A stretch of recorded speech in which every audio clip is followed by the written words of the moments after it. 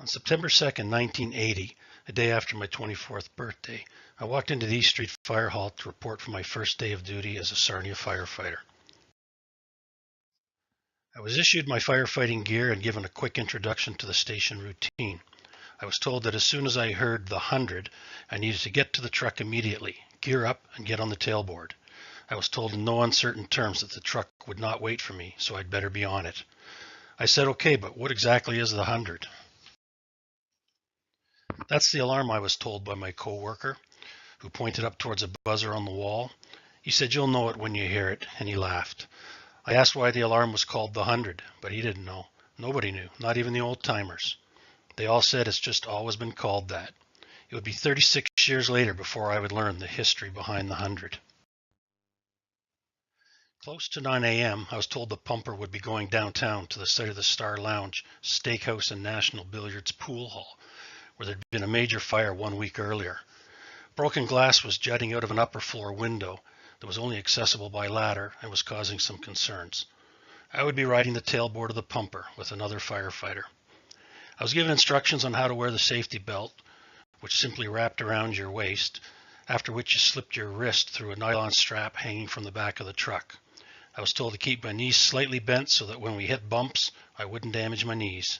You actually became airborne on the tailboard, driving through most of the intersections while responding hurriedly to calls.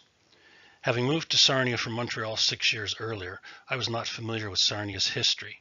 If I had been, that very first 1.9 kilometer tailboard ride would have been that much more interesting. We pulled out of the East Street Fire Hall and turned on to George Street, heading west into the heart of downtown Sarnia, where the city's history began. As we pulled up to the Star Lounge, Steakhouse, and National Billiards Pool Hall, I knew little of the previous 140-year history of Sarnia's fire department. I was now standing where firefighters once stood throwing buckets of water onto burning buildings, where men dragged hose carts and hand pumps to fire scenes, and where steam engines and horses became godsends for firefighters. Our truck was sitting where Captain Richard Vidal, one of the founding fathers of Sarnia, had organized the town's first fire brigade in 1840. It was named the St. Clair No. 1 Volunteer Fire Brigade. Captain Vidal would come to be considered the godfather of the Sarnia Fire Department. In 1854, a Detroit Visitor would write that the captain measures nearly 7 feet in his boots and apparently has strength sufficient to tear down any building himself, and the town is thus spared the expense of a hook and ladder company. During my career, I would have the honor of working side by side with many men who I could easily describe in the same manner. In the early years of firefighting in Sarnia, the only way to battle a raging inferno was with 1 bucket of water at a time.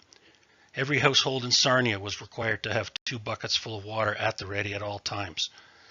These buckets usually had a rounded bottom so that they needed to be suspended from floor level. This was to prevent this particular water from being used for household chores, washing, or drinking. The water-filled buckets were for use in the event of a fire in your own home, but also for use on those occasions on which the alarm sounded in the town.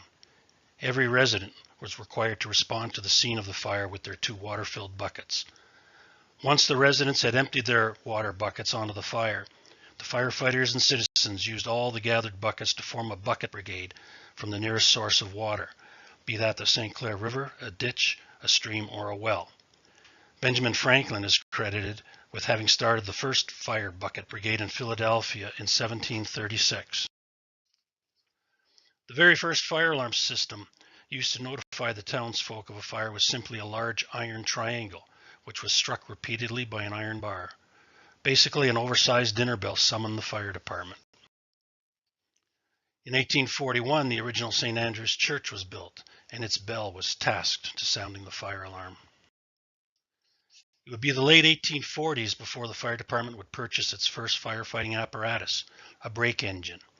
This was the start of Sarnia's Ocean Fire Engine Company. A brake engine was simply a large hand pump on wheels. These engines were pulled to the fire scene by manpower in the early years and by horse in later years. 8 to 12 firefighters were generally required to operate the pump. Firefighters stood on either side of the apparatus where they lifted up and pushed down on the wooden railings called brakes. These drew in water and then pumped it out through the hose lines. Lifting and pushing down on the brake constituted a single stroke, and firefighters were required to work at a rate of 60 strokes per minute.